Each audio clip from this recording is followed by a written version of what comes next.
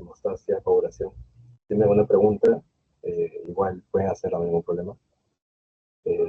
Esto no es una clase tan sencilla como las otras clases, porque todo este proceso de la coagulación es bastante memorístico, principalmente, ¿no? Pero si se tiene bien entendido cuál es la función, por ejemplo, de cada vía de la vía intrínseca, extrínseca, en qué convergen y en cuál es su solución final, va a ser mucho mejor para que lo entiendan, ¿no? Entonces, esta clase empieza iniciando con lo que es la trombopoiesis, que sería básicamente eh, todo este proceso de la liberación de las plaquetas, ¿no? Entonces, la que se encarga de esto es la trombopoietina y parte de una serie de procesos de desarrollo, ¿no? Tenemos un inicio con el megacardioblasto, que es la célula primaria, que mide 20 a 30 micras y aumenta de tamaño, que continúa con el pro-megacariocito, que es el que está acá, el segundo. Vamos a que tiene 30 a 90 micras y así aumenta su tamaño, ¿no? El megacariocito granular y finalmente el megacariocito liberador de plaquetas, que es el que se libera a partir del desprendimiento pequeño de estas células, ¿no? Entonces es el que finalmente empieza a liberar las plaquetas. ¿Cuál es la que es la enzima limitante aquí? La trombopoietina. Dicho esto, las plaquetas van a ser discos delgados biconvexos, que no tienen núcleo. Es una pregunta de superficie. Si tienen o no tienen núcleo. No tienen núcleo las plaquetas. Tienen de 2 a 4 micras de diámetro. Se produce en la médula ósea por la fragmentación de los megacarocitos, que es lo que vimos previamente. Y su vida promedio es de 10 días. Esto también es una pregunta que suele venir. ¿Cuánto vive cada célula que se le está hablando? Específicamente el hemato es muy importante. La senescencia de las células en el tema de hematología es fundamental, ¿no? Porque es lo que nos va a determinar cuál es su función finalmente. En este caso son 10 días para las plaquetas. Ahora se le reconocen 4 funciones. Primero, trombo plaquetario, que es finalmente lo que sucede cuando hay una ruptura endotelial y se va a producir un trombo inicialmente para responder a esa alteración de la hemostasia. Entonces, el tapón plaquetario, que es una de esas funciones, se va a formar, va a intentar tapar esta apertura que hay a raíz de la lesión del endotelio para evitar que se libere la sangre y se pierda, ¿no?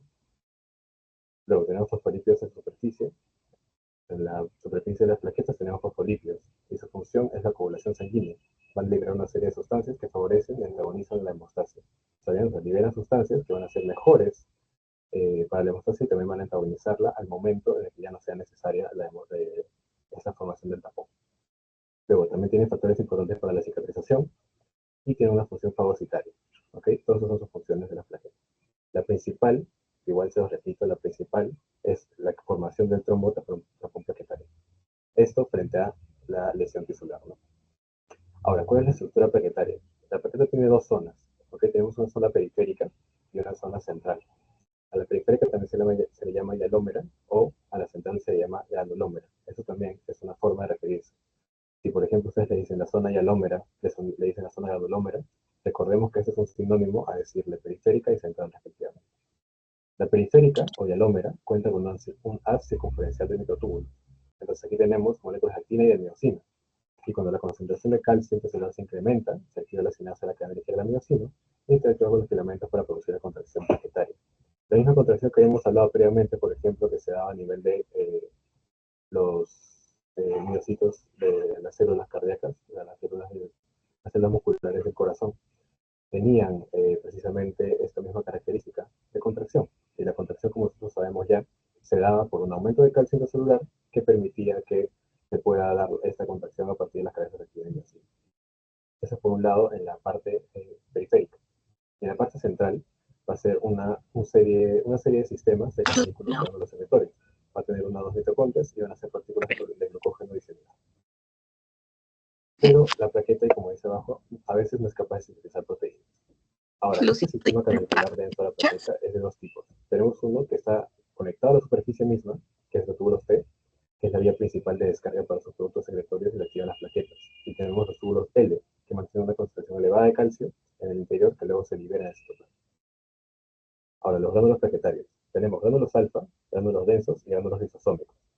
Los gránulos alfa, que son los gránulos, para ver si tenemos bien entendido, tenemos una serie de gránulos que se liberan por parte de los canalículos gránulos secretorios. ¿Okay? Estos gránulos son de diferentes tipos, dependiendo de lo que van a liberar finalmente con estos gránulos, ¿no? Tenemos los gránulos alfa. ¿Qué hacen los gránulos alfa? Contienen sustancias que ya se encuentran en el plasma, por ejemplo, el factor de von Willebrand. Los importantes son los que no se encuentran en el plasma porque sí cuentan con una función fundamental. Tenemos el factor 1 de las plaquetas, que inhibe el sistema tritombina 3 heparina, Tenemos a la trombospondina, perdón, que se une a receptores glucoproteicos en la superficie de la plaqueta y desencadena la acción plaquetaria. Tenemos el factor de crecimiento derivado de las plaquetas y el factor de crecimiento del resortante beta, que son quimioatrayentes para los leucocitos, células de músculos lisos y fibroblastos, que estimulan la mitosis de estas células para participar en el proceso Luciano, inflamatorio de disculpa, ¿me la célula, escuchas? y son secretados por las plaquetas, monocitos, macrófagos, los y finalmente la fibronectina, que facilita la adhesión de las plaquetas al citosina. Básicamente, esos gránulos alfa lo que principalmente te van a dar de función va a ser todo el proceso de la hemostasia primaria. Es decir, esta solución frente a una posible alteración endotelial, que es lo primero que va a responder en la hemostasia primaria, el factor de von Willebrand, va a actuar también el factor de crecimiento de la formate beta, el factor de crecimiento de las plaquetas. ¿Ok? Esta es la hemostasia primaria.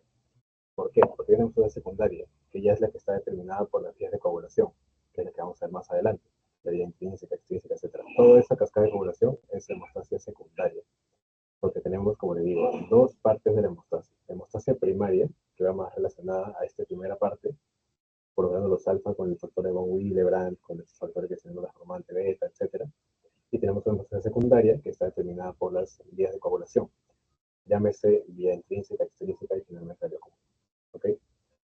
También tenemos gránulos densos, que son otro tipo de gránulos, que son los que secretan ADP, amplifican la activación plaquetaria, y también secretan serotonina, que genera constricción en las arteriolas y favorece la hemostasia. Cuando uno está sangrando, se debe presionar para que no haya pérdida plasmática y la serotonina funciona como un torniquete fisiológico. Es decir, cuando uno pierde sangre, lo que se busca idealmente es cerrar esas arterias para que esa pérdida de sangre no finalice en un shock hipovolémico, que es cuando ya has perdido tanta sangre, tanta volemia, que se llega a un proceso de shock y eso ya es mortal. ¿Qué hacen diferentes sustancias como por ejemplo la serotonina?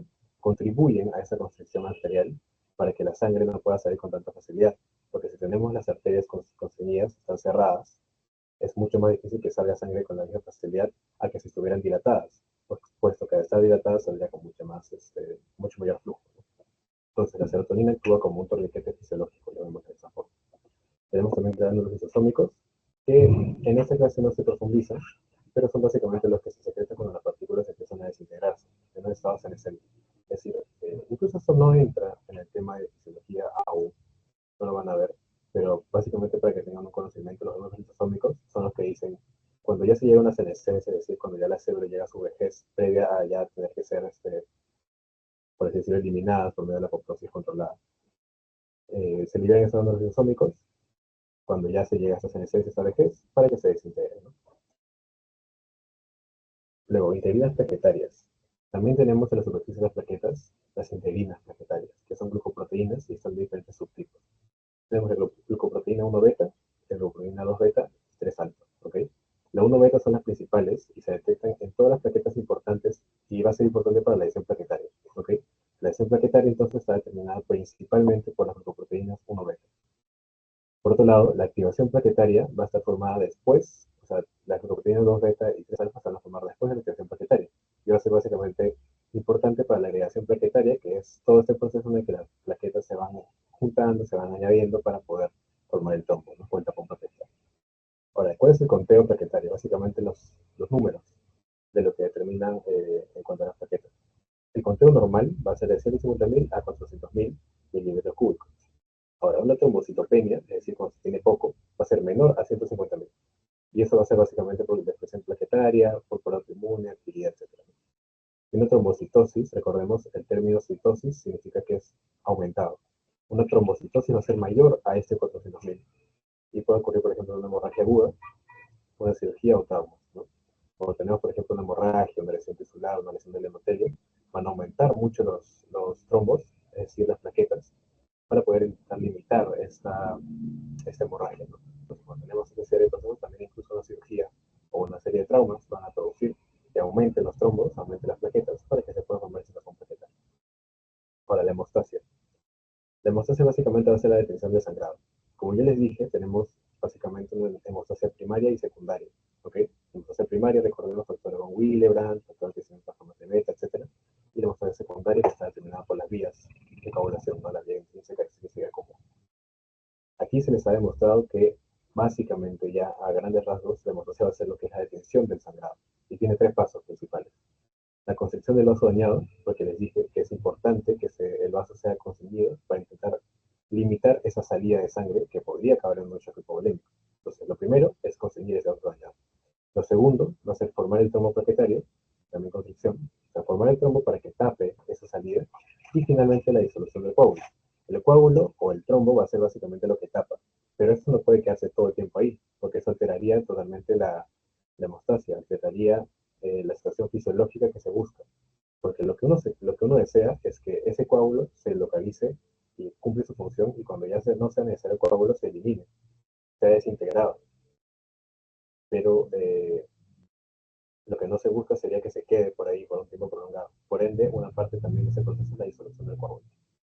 Ahora, empezando con la construcción del vaso dañado, ¿qué es lo que va a servir? Como ya les dije, para reducir esa velocidad de hemorragia, o sea, esa velocidad de la que está perdiendo su sangre, ¿no?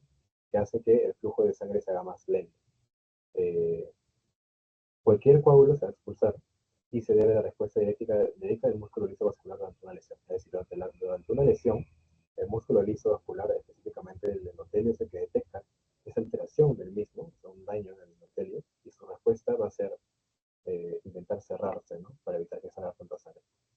Otro mediador de eso sería la serotonina, que fue lo que les mencioné. La serotonina queda liberada por los gránulos alfa.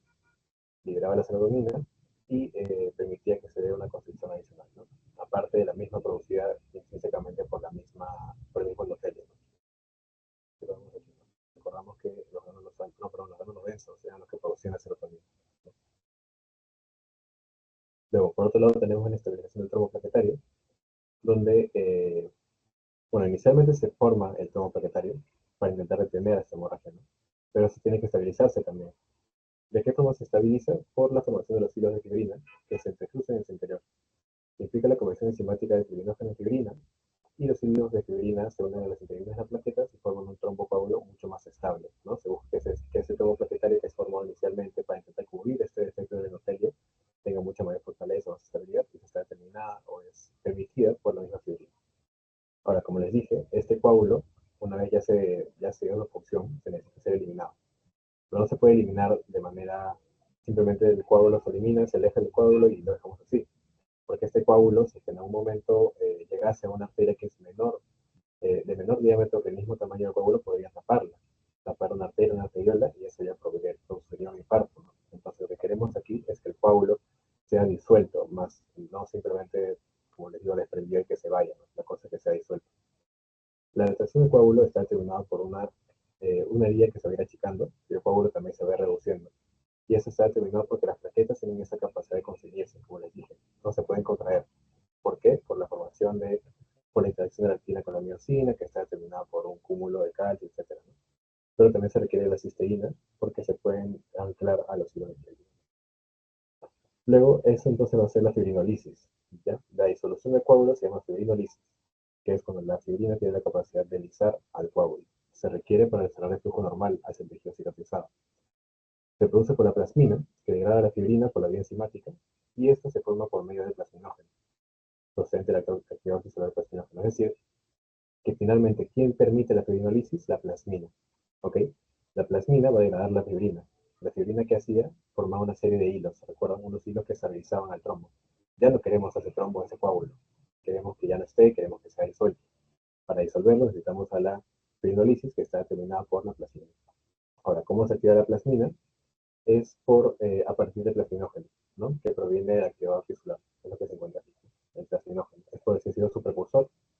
El plasminógeno, cuando ya se necesita que ese coágulo sea disuelto, se activa el plasminógeno, procede el activador tisular plasminógeno, y finalmente se produce la plasmina, que es la que produce la función que les digo de fibrinólisis.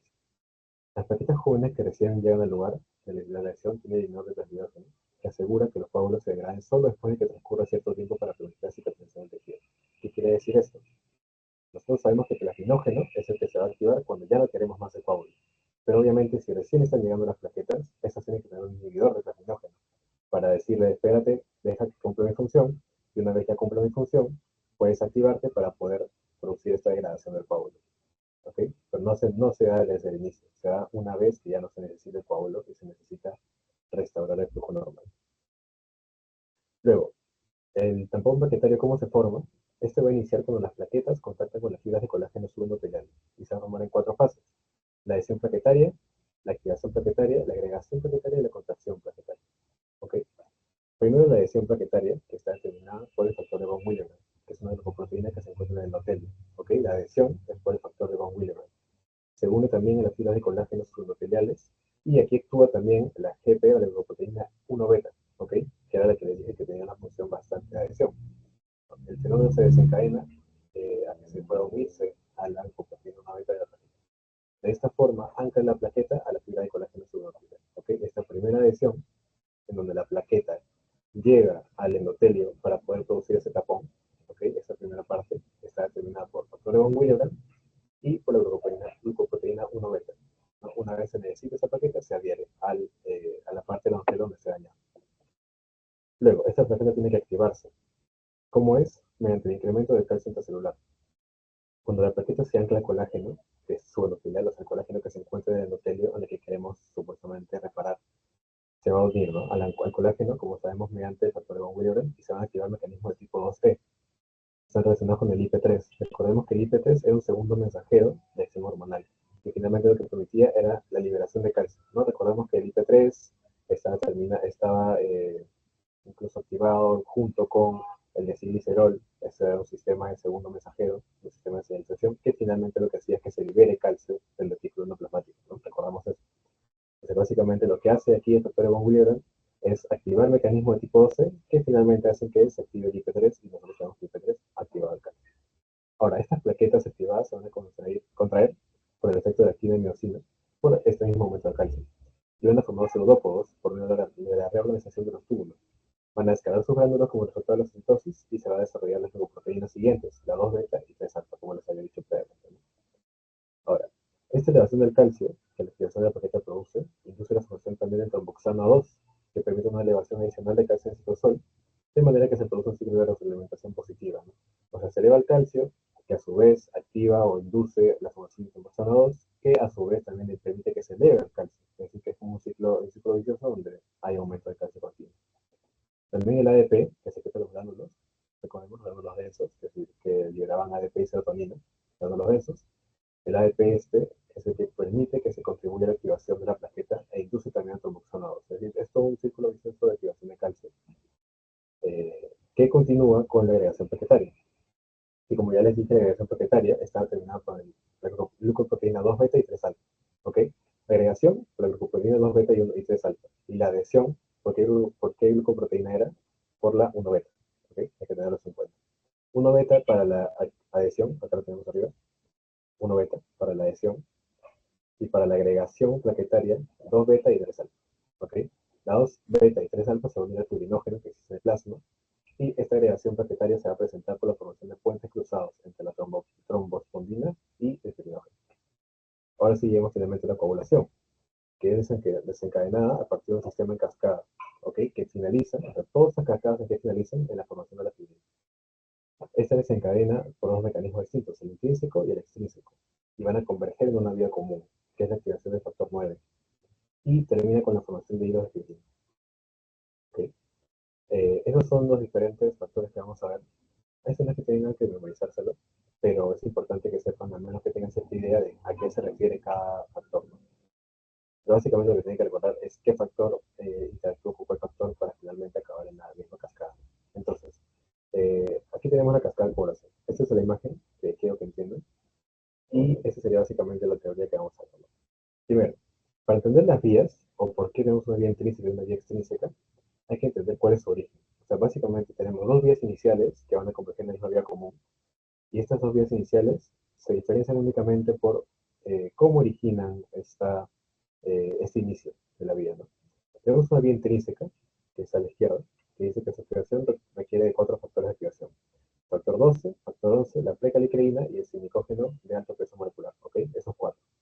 Y por otro lado tenemos la vía extrínseca, que incluso si lo leen, por ejemplo, en algún artículo, de repente que creo que han visto en seminario, o que van a ver en seminario, la vía extrínseca es, por así decirlo, la más realista, o sea, la que más vamos a ver reflejada básicamente en la vida real, ¿no? La vía intrínseca básicamente es una función o una explicación más clínica de lo que se comprende de esta cascada de población. Pero la vía extrínseca ya es una vía más práctica, o sea, lo que se ve finalmente, ¿no? Por una lesión tisular. Entonces, la vía extrínseca, ¿con qué inicia? Con una lesión tisular, y expresa el factor tisular, y el factor tisular va a interactuar finalmente con el factor 7. ¿Okay? Entonces, empezando con la vía intrínseca, para no adelantarnos mucho, la vía intrínseca va a ser básicamente iniciada por, como les dije, factor 12. Ese factor 12 se activa y toda activación de un factor va a tener la A a su lado. ¿Ok? Factor 12, tenemos un factor 12 activado. El factor 12 activado entra en contacto con una superficie de carga negativa y se va a formar el factor, la potenciación del factor activado por la retroalimentación de la P-caliquerina. ¿Okay? La P-caliquerina básicamente va a ser un potenciador o un retroalimentador de la misma formación del factor 12 activado. Y este factor 12 también activa la P-caliquerina, como les dije, y que la convierte en caliquerina. Y esta caliquerina va a activar una mayor cantidad de factor 12. ¿No? Básicamente es un proceso de retroalimentación. Por otro lado, tenemos el factor 11, que se activa en que factor 11 activado, o sea, sería 11 números romanos y el A, 11 activado. Y el sinicógeno de alto peso molecular lo que permite es atraer la precaína y atraer el factor 9 en la vía clásica. ¿Ok? Es una vía intrínseca, básicamente. ¿En qué finaliza? En la formación del de 9 activado. ¿No? Es lo que vemos acá. Este finaliza en atraer el factor 9 y vamos a ver que este también va a finalizar en la activación del factor 9. Ahora, bien, extrínseca. ¿Qué hace? Pues la vía extrínseca. Esto ocurre por una lesión tisular. Por eso les digo que es una forma más, llamémosle más realista, más natural de verla, porque esta ocurre por una lesión tisular. Es lo que vamos a ver más en la práctica. Una lesión tisular, en la fibroblastos, en el músculo liso, etcétera, que va a expresar el factor tisular, que es una glucoproteína que se libera de estos tejidos, específicamente fibroblastos, músculo liso. ¿Qué sucede entonces? El factor tisular FT se relaciona con el factor 7, que se activa en 7 activado y actúa como un cofactor. Y ambos van a conformar un complejo de factor tisular 7 activado. ¿Ok? Ese es el primer complejo formado por la vía extrínseca. Complejo factor tisular, o sea, FT y 7 activado. Acá está. Este complejo FT 7 activado ocurre en presencia de fosfolípidos de membrana y ocurre particularmente en los fibroblastos de la pared del vaso o en cualquier zona que exprese un daño. El factor 7 cataliza la activación del factor 9 activado. ¿Ok?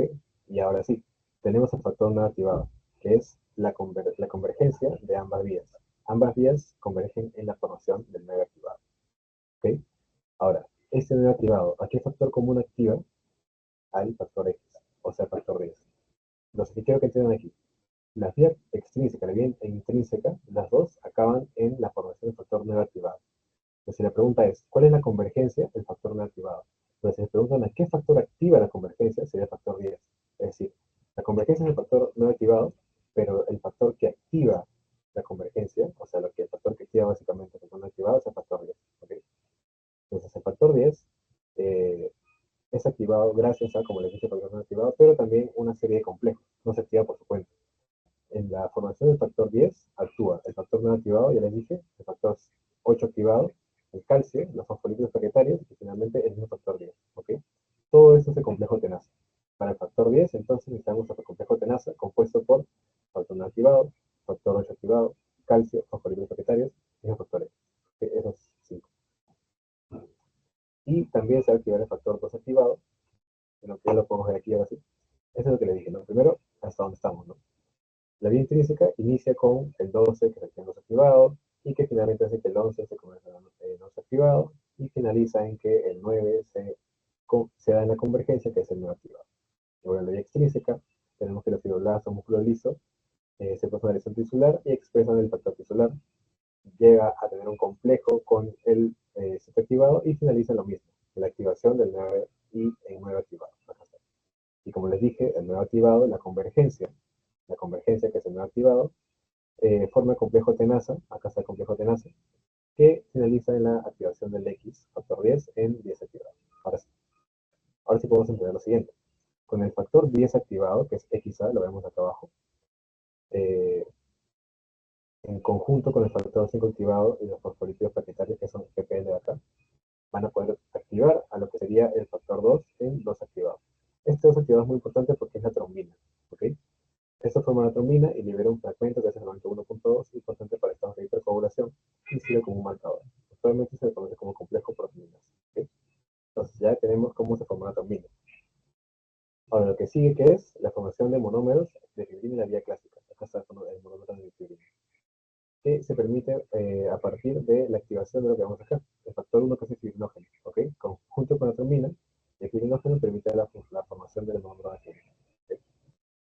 Ahora, la molécula de fibrinogen está constituida por tres cadenas idénticas, alfa, beta y gamma, y está distribuida de forma simétrica por los grupos NH2 unidos por una fuente disulfuro. La trombina escinde esos segmentos por todos los sistemas terminales del NH2 de las cadenas alfa, beta y gamma para finalmente formar el monómero de fibrina. ¿Qué es importante acá? Entonces, que la trombina es la que finalmente permite que se forme el monómero de fibrina a partir de, como les dije, el factor 1 fibrinógeno. ¿Okay? Eso es importante. Esto es básicamente cómo lo hace, lo que vamos acá, lo que les expliqué de las tres cadenas, etcétera. Pero lo importante es que entiendan en qué llega. O sea, ¿a qué resulta? A la formación del monómero de fibrina. ¿Okay? Y para formar el monómero de fibrina también se polimerizan al inicio la formación de enlaces no covalentes para constituir pilas de fibrina. Y las cadenas se forman entre un extremo y otro, entre un nodo externo y un nodo central.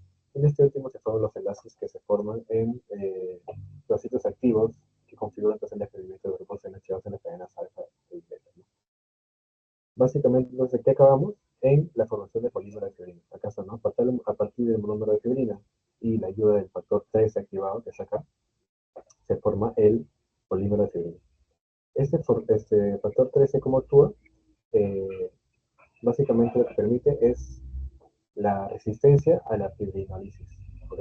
O la fibrilisis. O sea, tenemos la fibrina que inicialmente podría alisarse, pero el factor 3 activado hace que permite que esta no sea alisada, le aumenta la resistencia y por ende se forma el polímero de fibrina. ¿Ok? Entonces, finalmente lo que tenemos acá es la formación de la fibrina.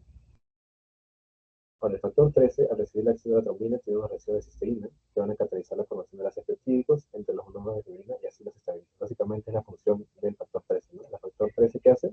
Estabilizar a los monómeros de fibrina que finalmente permiten la formación de un polímero de fibrina. Ahora, el factor común. Ya hemos visto que el factor común era básicamente la convergencia de ambas vías, la vía intrínseca y la vía extrínseca. ¿Ok? ¿Cuál es el factor donde convergen? Como les dije, la convergencia es el nuevo activado. ¿Y a qué factor activa la convergencia? Es al factor 10. Aquí lo vemos de nuevo.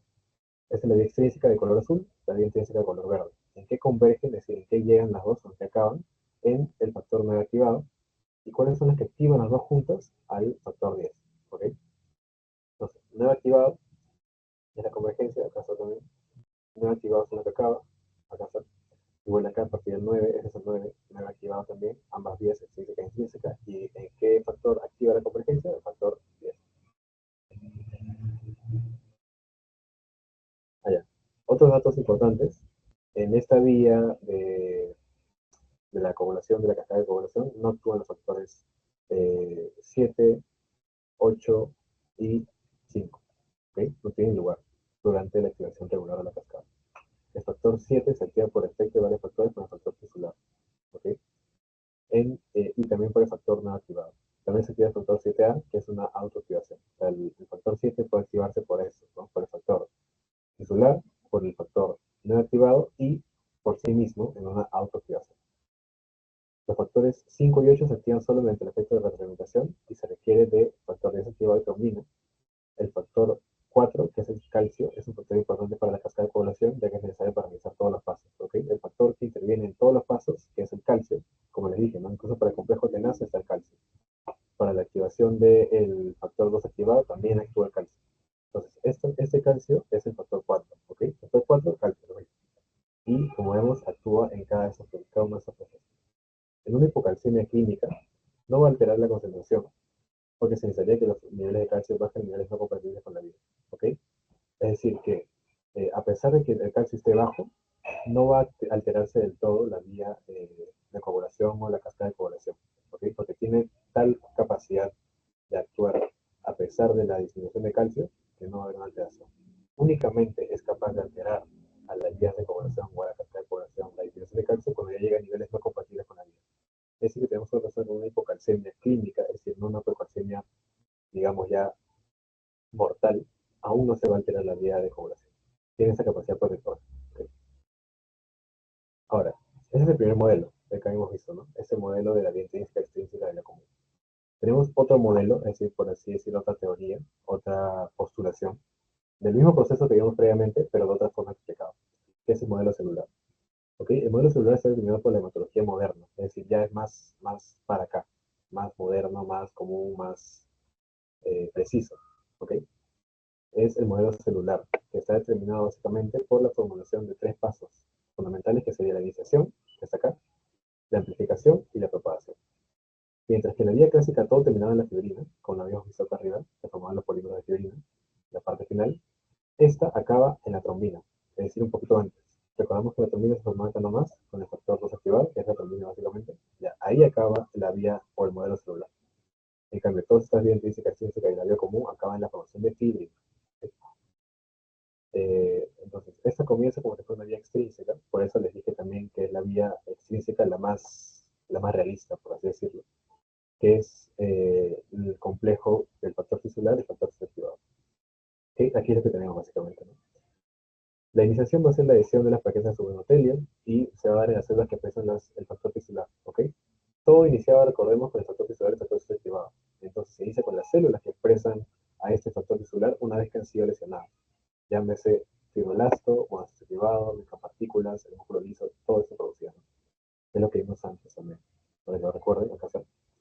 ¿Qué producía el factor o qué expresaba el factor tisular? El fibroblasto, músculo liso, y acá abajo hemos visto que también son capaces de hacerlo el monocito activado y las micropartículas. En un proceso de iniciación, lo sacamos, la plaqueta se adhiere sobre el endotelio y es iniciado por la exposición de células ricas en factor tisular. ¿Ya? Estas células, fibroblastos, monocito activado, expresan factor tisular una vez han recibido un daño tisular o un daño vascular. También se puede expresar en células activadas como dije los monocitos neutrófilos, ¿ok? Que las sintetizan por su cuenta. Y después en su membrana cuando son estimulados por la citocina. Ahora, el factor 2 activado también puede inducir a que se expresen, así como las endotoxinas. ¿Ok? Cualquiera de esas tres. Las citoquinas, el factor 2 activado y las endotoxinas también pueden expresar al factor tisular. Básicamente intentan dar un concepto mucho más amplio de cómo se formaría o cómo se expresaría el factor tisular. Un poco más amplio que vimos previamente, ¿no? Que solo te decía el anterior modelo, me refiero, solo te decía que se activaba con fibroblasto y músculo liso. Ya, este modelo más moderno te dice, no solo en eso, sino que también se expresa en el monocito activado, en las micropartículas, en los neutrófilos, eh, por medio de las endotoxinas, por medio de las citoquinas, por medio de tratados activados, ¿ok? Entonces, todas estas son las formulaciones para finalmente expresar esta partícula. ¿Qué más tenemos aquí? Que tenemos la disulfuro isomerasa de proteínas, la PDI, que es importante para la formación del trombo en animales, ¿ok? O sea, en nosotros. Su expresión es previa a la acumulación de las plaquetas y la producción de fibrina y sitio de lesión. La formación del trombo se inhibe por la inhibición de esta enzima, ¿ok? Si esta enzima es inhibida, se inhibe la formación del trombo. Se dice que su origen podría ser endotelial o otras células de la pared vascular, así como en plaquetas, y puede ser un cofactor del factor tisular en la iniciación de la activación de la población, ¿ok? Entonces, básicamente, la disulfuro isomerasa de proteínas permite pues que se forme o ayuda a que se forme el trombo. ¿Ok? Y si es inhibida esta enzima, también se inhibe la formación del trombo. Es un cofactor para que se forme. Eso ya lo tienen también ustedes en el material que les pasé. Lo que quiero es que entiendan básicamente para qué es cada función. Hemos visto cómo es la iniciación, así que ahora vamos a ver cómo continúa la amplificación. ¿Ok? Lo que vemos aquí es una repetición de lo que hemos visto antes de qué activa cada paso, ¿no? Les voy a explicar de una forma un poquito más superficial, porque ya lo hemos visto. Igualmente, si lo quieren volver a revisar, lo tienen en el material. Pero básicamente, al igual que hemos visto previamente, las plaquetas permiten la inducción de la coagulación, se adhieren y expresan moléculas. ¿Ok? En este caso, la preselectina y el CD40 ligando. Esta preselectina y el CD40 ligando permiten un reclutamiento de micropartículas que expresa factor tisular. ¿Ok? Básicamente, la misma expresión de factor tisular. Las micropartículas de qué provienen de los reconocimientos activados que expresan la preselectina y el CD40 ligando. Y ahora sí, quedando lo mismo que sería la vía extrínseca, el factor tisular inicia el proceso de formar el complejo. ¿Ok? El complejo con el sitio activado. Recordemos, un complejo de factor tisular, factor sitio activado. Y genera un sitio de autoactivación del factor sitio activado. ¿Qué es la diferencia de la vía extrínseca? Luego, este que permite, como recordamos con la convergencia y todo ese proceso, acababa en que el factor 10 se convierte en desactivado y el factor 9 en no activado. Una vez el factor X se aleja de la zona de lesión, va a ser inhibido por el inhibidor de la vía factor tisular. ¿Ok? O sea que el factor 10 se aleja de la zona de lesión y se inhibe por el inhibidor de la vía del factor tisular PTP. Entonces, debido a que se forma un complejo cuaternario de el factor tisular, factor activado, factor desactivado y el inhibidor del complejo factor tisular, el factor 10 lo inhibe también la antitomina. ¿Ok? Entonces, tenemos primero un complejo cuaternario, que es el que acabo de mencionar, tisular, activado, desactivado y el TTPI. Y aparte de esa formación de ese complejo, el factor 10 inhibe también al factor 10. Perdón, el factor 10 es inhibido por la antitomina también. ¿Okay? tenemos dos inhibidores entonces principales, la antitrombina y el inhibidor del factor tisular, que van a inhibir al factor 10.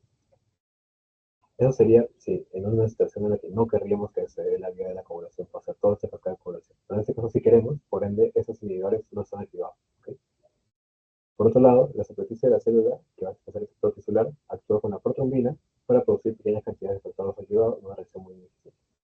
El factor 9 no es inhibido por el TTPI y de esa manera puede difundir otras superficies y participar en la fase de propagación posteriormente. ¿Okay? El factor 9 activado entonces es capaz de actuar en otras superficies sin necesidad de pasar por todo este proceso de propagación. ¿Okay? Es este de acá. El factor, como dije, el factor 9 va básicamente de frente ignorando esta etapa que es la propagación. Ahora sí, la iniciación, que es lo que le dije previamente, va a la amplificación. La amplificación es cuando tenemos una pequeña cantidad de factores activados, que es el que le dije aquí previamente, se hacen pequeñas cantidades de factores activados y activa los cofactores, que sería el factor 5 y el factor 8. A partir de ellos, al factor 5 activado y el factor 8 activado. Y que favorece la acción del factor 10 activado sobre el factor 2 activado y del factor 9 sobre el factor 10 para que se convierta en desactivado. Ahora, ese puede ser más complejo, pero mejor lo vemos en la imagen. Acá está. Esta es la amplificación. ¿Qué hace básicamente la amplificación? Recordamos que de la iniciación convergían en la formación del desactivado. Este desactivado, como les dije, formaba únicamente pequeñas cantidades de dos activados, que permitía entonces que el 5 activado se active perdón, el 5 se active en 5 activado y el factor 10 se forme en 10 activado. También tenemos aquí la formación del 8 que se convierte en 8 activado. Básicamente, ¿qué acaba esto? En que se den una concentración más moderada de factor 2 activado. ¿Ok? Tenemos pequeñas cantidades al inicio, a partir de la iniciación, que acaban siendo una concentración un poco más mayor del factor 2 activado. Por eso se llama amplificación, porque aumenta esa cantidad de 2 activado, amplifica, aumenta. ¿Ok? Y lo que vemos acá, también actúa el complejo protominasa, dos activados, desactivados, fosfolitos planetarios, y el complejo tenasa también, que es lo que les dije, ¿no? Tenemos dos complejos, el protominasa, ya les mencioné, y el complejo tenasa, que es el que les mencioné previamente también, el factor 8 activado, calcio, fosfolitos planetarios, el mismo factor X. Ahora, aquí también actúa el factor de von Willebrand, que se une a las plaquetas por medio de la lipoproteína 1,90, recordemos, la lipoproteína 1,90 era la adhesión, y se une, permite que el factor de von Willebrand se una, y hace más eficiente la acción del factor 8. Ambos complejos, el protominasa y tenasa, comparten características y poseen contribuyentes estructuralmente homólogos y requerimientos de actividad similares. Ambos necesitan tienen los mismos requerimientos y a su vez tienen la misma estructura básicamente. Ahora, la propagación se da en las células que expresan fosfolípidos amiónicos, como los que se expresan en la superficie de las factoras activadas. O sea, la propagación se da básicamente en las plaquetas activadas. La concentración moderada de la trombina, que es generada por el complejo protominasa, que ya les mencioné previamente, que es la forma de la fase de amplificación, permite activar el factor 7, perdón, el factor 11, el factor 11 activado, que es ese de calcio. Y este factor 11 activado amplifica el proceso que culmina con la formación de grandes cantidades de trombina y da paso al estallido de trombina. Es lo que vemos aquí.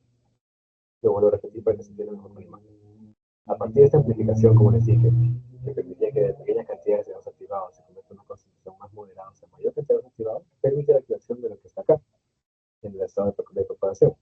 Un 11 activado, perdón, un 11 que se convierte en 11 activado.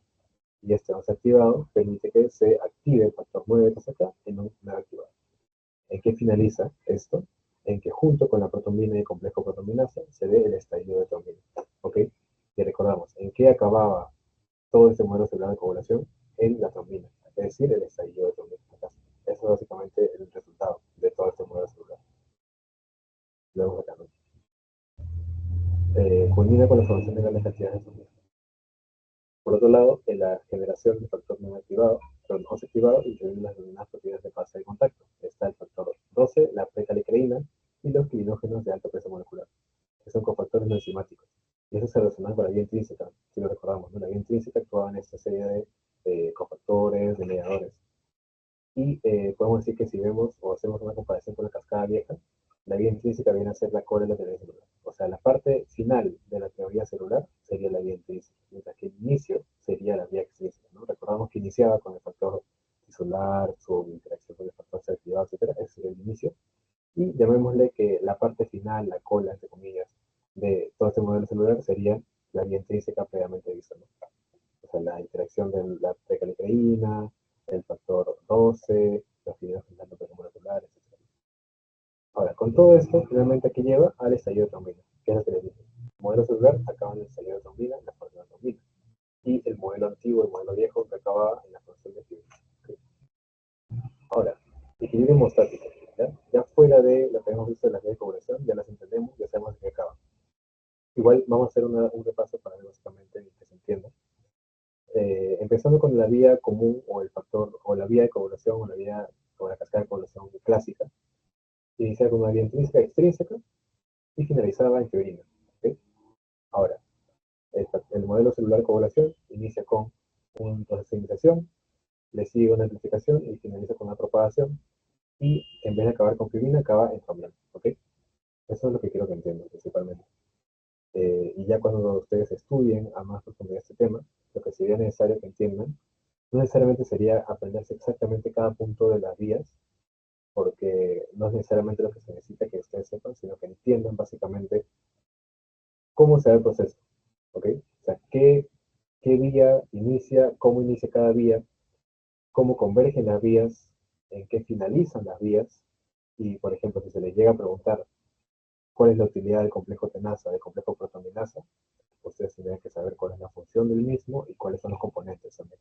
¿Okay? Eso es lo que se puede entender, o sea, las funciones, básicamente, porque eso es fisiología, es las funciones del cuerpo, cómo funciona el cuerpo. Y aprenderse o memorizarse exactamente cada puntito no es lo ideal.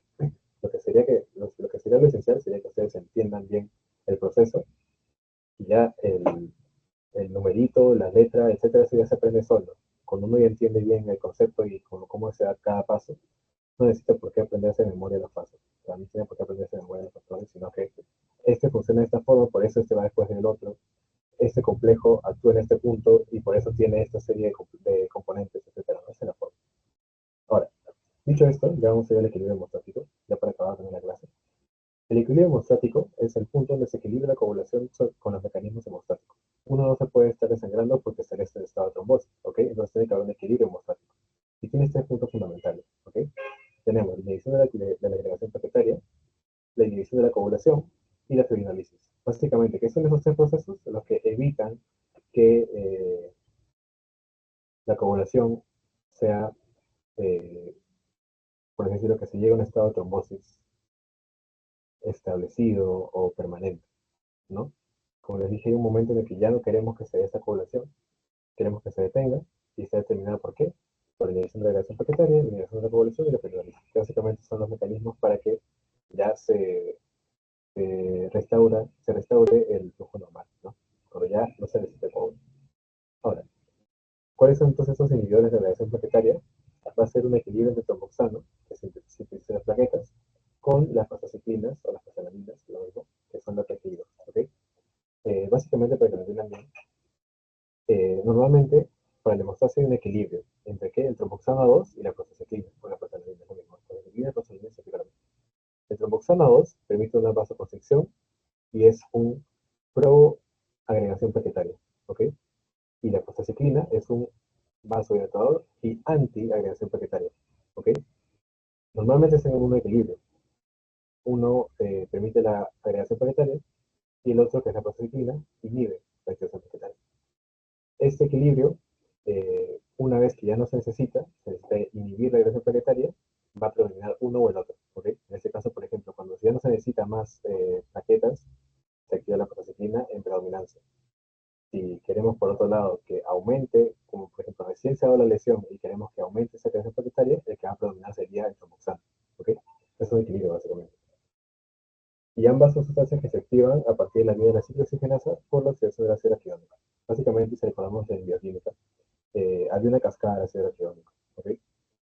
Era una cascada, igual que la cascada de curación, era una cascada del ácido araquidónico, que en términos prácticos y para que entiendan, acababa en la formación de las prostaglandinas y el tromboxano, ¿ok? Entre varios otros mediadores, pero como si hace clase, lo importante es que sepan la prostaciclina o prostaglandina y el tromboxano.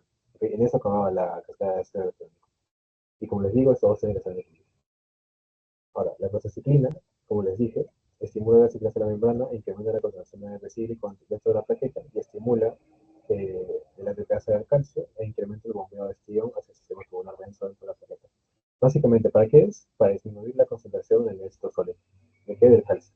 ¿Ok? O sea, en grandes rasgos, la prostaciclina disminuye la concentración de calcio en el citosol o calcio intracelular. Por ende, inhibe la dilatación plaquetaria. También tenemos otro inhibidor de dilatación plaquetaria, aparte de la prostaciclina, que sería el ácido acetilsalicílico, que es un exógeno. Mientras que la prostaciclina es endógeno, o sea, lo produce el mismo cuerpo, como les digo, la cascada del ácido araquidónico. Tenemos el ácido acetilsalicílico, que es exógeno. Es un medicamento, básicamente, que sirve como preventor coronario. De forma irreversible, la plaqueta produce la vía de ciclooxigenasa para evitar la oxidación del ácido araquidónico. ¿Okay? Entonces, al interrumpir el ciclo de infiltración de la plaqueta, el ácido acetilsalicílico reduce al mínimo la activación de la agregación plaquetaria, y este es un fármaco importante de la prevención de la trombosis. ¿Okay? Básicamente, inhibe la oxidación del ácido araquidónico en las células endoteliales y reduce las concentraciones de prostaciclina. Sin embargo, su efecto es débil. ¿Okay? Entonces, el ácido acetilsalicílico es un medicamento, por ende es exógeno, es decir, no es producido por el cuerpo, y su función básicamente es inhibir la oxidación del ácido araquidónico. Luego, ciertos ácidos grasos son presentes en los aceites de pescado, por ejemplo, que reducen la liberación de ácido araquidónico a partir de los trombolípidos y con ello limitan la síntesis de tromboxano 2. ¿Ok? Recordemos, el tromboxano 2 que hacía era un promotor de la agregación plaquetaria. Por ende, si limitamos al tromboxano 2, ya no se produce agregación plaquetaria. Entonces, todos los fármacos o sustancias exógenas que permitan la inhibición del tromboxano 2 van a hacer que predomine, como les dije, la prostaciclina. ¿Y qué hace la prostaciclina?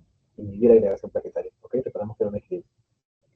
Y ya por decirlo, la fija que tienen que entender acá, el clotilogel y la ciclopiridina, que son dos fármacos exógenos, son ambos fármacos, inhiben la ADP, evitan la regulación de la agregación plaquetaria. Es decir, son antiagregantes.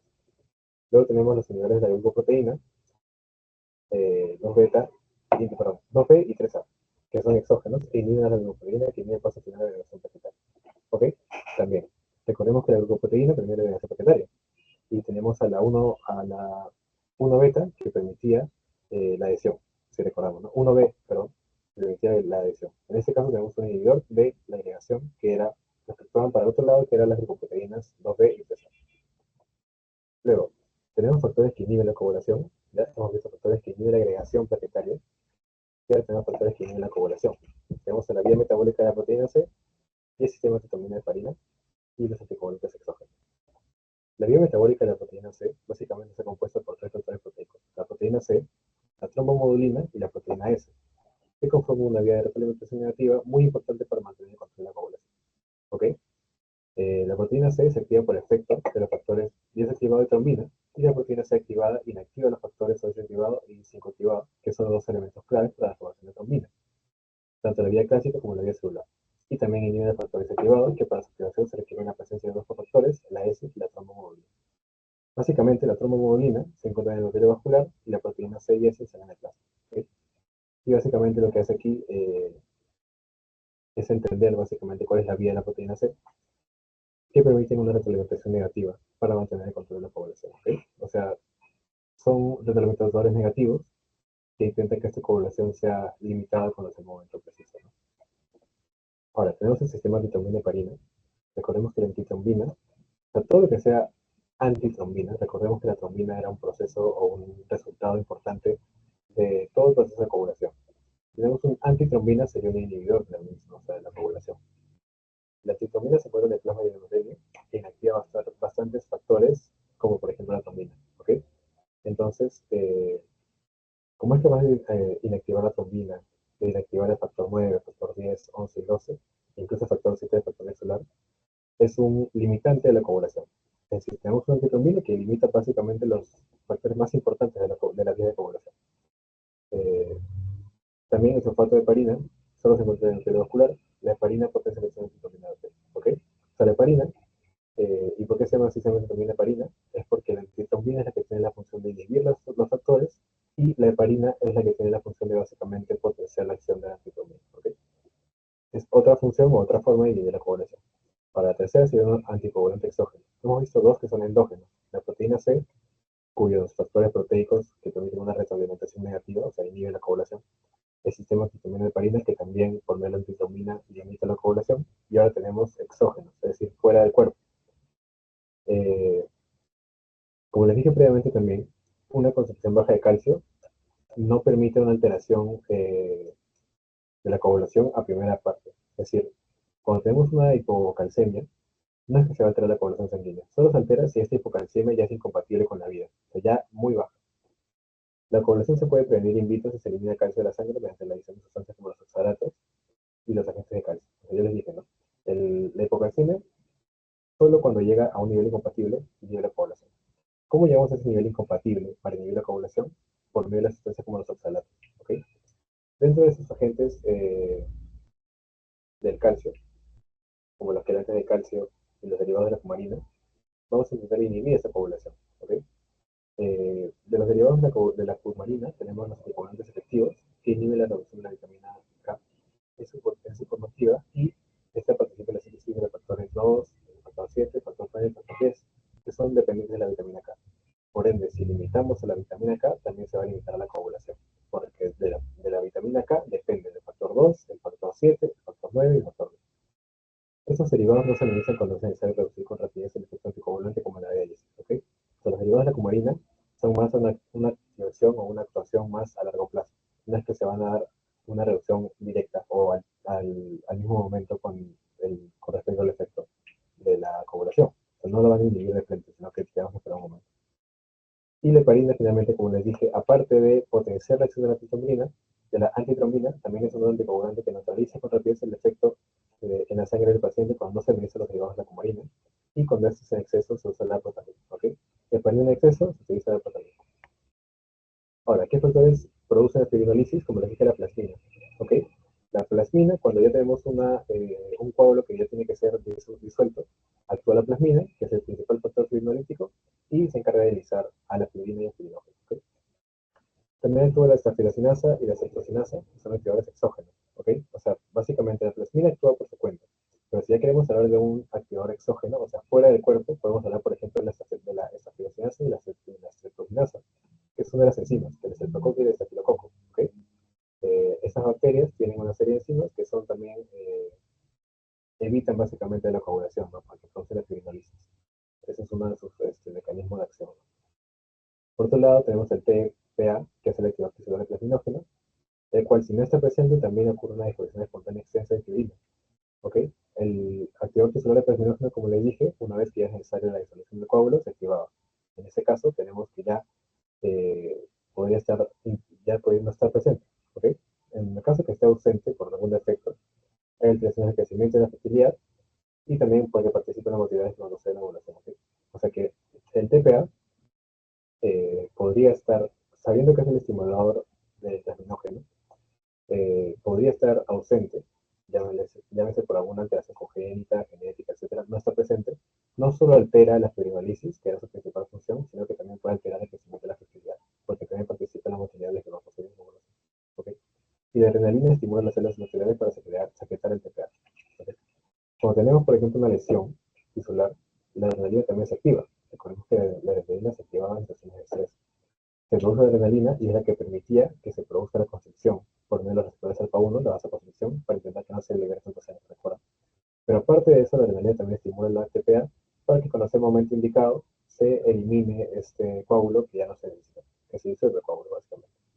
Ahora, si tenemos un caso de muerte violenta, es decir, un traumatismo o un corte fuerte que comprometa vasos o arterias grandes, se va a liberar gran cantidad de adrenalina en la sangre y produce una rápida liberación del TPA, es decir, de un factor que va a permitir la fibrinosis. ¿Okay? A partir de las neutralidades también se induce una fibrinosis masiva, en el caso de una muerte violenta o una hipovolemia, o sea, mucha formación de trombos. Por eso es que cuando una persona muere, la sangre fluye y no coagula, incluso después de la muerte. Porque el TPA, mediante el DNA recombinante, actúa el TPA mediante el DNA, la plasmina, la trombina y toda la plasmina que tiene pues, todos los últimos activados. Pero a lo que quería llegar con la línea anterior, es decir, cuando una persona muere, la sangre fluye y no coagula, es porque eh, la sangre inicialmente debería coagular permitiste la coagulación, pero no permitiste la coagulación porque a su vez de que empiezan a darse todos esos factores para la coagulación en las vías, en un caso de muerte violenta, también se produce una fibrinolisis masiva. Es decir, todos estos coágulos que se van formando intentando responder a esta lesión, como se da una fibrinolisis masiva, van a actuar en contra de todos estos coágulos, porque recordemos que la fibrinolisis era la eliminación del coágulo. Cuando hay mucha eliminación del coágulo, no se coagula, y por ende, cuando una persona muere por un caso de muerte violenta, es decir, mucha liberación de sangre, esa sangre no coagula, simplemente sale y sale y sale y sale, no deja de salir. ¿Okay? Ahora, vamos a ver los mecanismos premostáticos y inhibidores de fibrinolisis. O sea, hemos visto cuáles son los que producen la fibrinolisis, ahora vamos a ver cuáles inhiben la fibrinolisis. ¿Okay? Tenemos el inhibidor del activador plasminógeno, que tenemos aquí el TPA es el activador titular, ¿no? Del plasminógeno. Pero también tenemos el inhibidor del activador plasminógeno. Ese inhibe el plasminógeno y por ende no hay fibrinolisis. También tenemos a la antiplasmina, alfa 2, que por ende inhibe la plasmina es la que finalmente produce la fibrinolisis. Y el ácido gamma aminocaproico, que también es un inhibidor exógeno en este caso, es decir, está afuera. Tanto la ciplasmina como el inhibidor del activador plasminógeno eran endógenos, o sea, formaban parte del cuerpo. Pero el ácido gamma aminocaproico es exógeno. Es usado por los dentistas, por ejemplo, para hacer procedimientos por vía tópica. Es decir, por ejemplo, si no queremos que se disuelvan los coágulos en una cirugía dental, se le minimiza el ácido gamma aminocaproico para que no se dé la fibrinolisis y el coágulo no se elimine. No queremos que siga sangrando, en este caso. Pero el coágulo se queda ahí, básicamente. Ahora, ¿cuáles son las pruebas para los trastornos musculares y plaquetarios? Tenemos la prueba de torniquete, que es positiva en la mayor parte de los casos de trombocitopenia. Si tenemos pocos trombocitos, entonces en la prueba de torniquete va a salir positivo. Se utiliza un esfingomanómetro y se aumenta la presión de los neuronocitos intermedia entre la presión arterial y venosa. ¿Okay? Implementa la presión arterial, pero obstaculiza el retorno venoso para implementar de forma intensa la presión hidrostática abdominal estable del manguito. Se mantiene durante 5 minutos y luego el manguito se desinfla y se ve la congestión. ¿Okay? Si vemos más de 20 plaquetas en una de 10 centímetros, eso es una trombocitopenia. Entonces significa que es una pérdida de plaqueta positiva. Ahora, el tiempo de sangrado también nos permite entender si hay algún trastorno muscular. Se calcula mediante una posición de profundidad controlada en el dedo, ¿okay? Una presión en el dedo controlada o en el lóbulo auricular, y limpiando la sangre que fluye en intervalos regulares y se prolonga la trombocitopenia. Si tenemos un tiempo de sangrado prolongado, tenemos también eh, una, una alteración vascular, ¿no? Y creo que es algo que van a ver en práctica, o si no es que ya lo han visto, cuando se le hace un pequeño pinchazo en el dedo o en el lóbulo de la oreja, y si el tiempo de sangrado es demasiado largo, significa que tenemos una trombocitopenia. ¿Okay? Devastación del coágulo es cuando se coloca la sangre fresca en un tubo de ensayo y se incuba en baño María. Se identifica por el desprendimiento de los bordes de la pared del tubo y la extensión del coágulo debe iniciar en 1 hora y completarse en 24 horas. ¿Okay? Pero básicamente también, me parece que lo ven en práctica, si no lo han visto no digan, pero básicamente es que eh, la sangre fresca de alguien se coloca en el tubo de ensayo y se incuba baño María, o sea, una temperatura corporal que es 17 grados. Y básicamente lo que se busca es que el coágulo se extienda alrededor de 1 a 24 horas. Pero si el coágulo se retrae en demasiado tiempo, o sea, la retracción del coágulo es demasiado prolongada, significa que tenemos tromboastenia. ¿Okay? Ahora, finalmente, ya para acabar, ¿cuáles son las pruebas para estación de coagulación? Y esto es bien importante que sepan todas las pruebas, para qué es útil cada una y en qué vía específicamente. Por eso sí, eh, va a ser importante para entender las vías. O sea, qué vía es alterada dentro de la coagulación. ¿Okay? Me parece que también es bastante preguntado, porque como les digo, es fundamental saber qué vía es alterada, porque a partir de ello sabemos qué factor es alterado y por ende cuál es el defecto que tenemos, ¿no? Entonces, el tiempo de coagulación de sangre permite entender cómo está alterado la vía intrínseca y común. ¿Okay? No es sensible y se prolonga solo en caso de coagulación. Y es para evaluar la terapia con heparina también. ¿Okay? Entonces, primero, tiempo de coagulación actúa en la vía intrínseca y común. Luego, tiempo parcial de hemoplasina es para evaluar la vía intrínseca y común también. ¿Okay? En la vía intrínseca se realiza al incubar en plasma con caulina, que es un factor de presencia de calcio, y es sustituto de los lípidos planetarios. Si el tiempo de evolución se prolonga más de 10 minutos, el resultado se considera anormal. ¿Okay? Ahora, hasta ahora tenemos dos.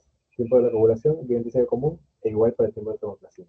Ahora, el tiempo de protombina es para la vía extrínseca y común. ¿Ok? Extrínseca y común. Se activa la vía extrínseca, o sea, se busca ver la función de la vía extrínseca y se incuba el plasma al factor disolar del calcio. Debido a que el tiempo requiere, esto varía con el tiempo de los factores disolares que se utiliza. La prueba siempre se realiza simultáneamente con el plasma y una muestra de plasma normal en sí se compara. Y finalmente, para que vean acá, el tiempo de trombina, que es únicamente para la vida común, ¿ok? Que permite estimar la concentración de fibrinógeno que es únicamente presente en la vida común.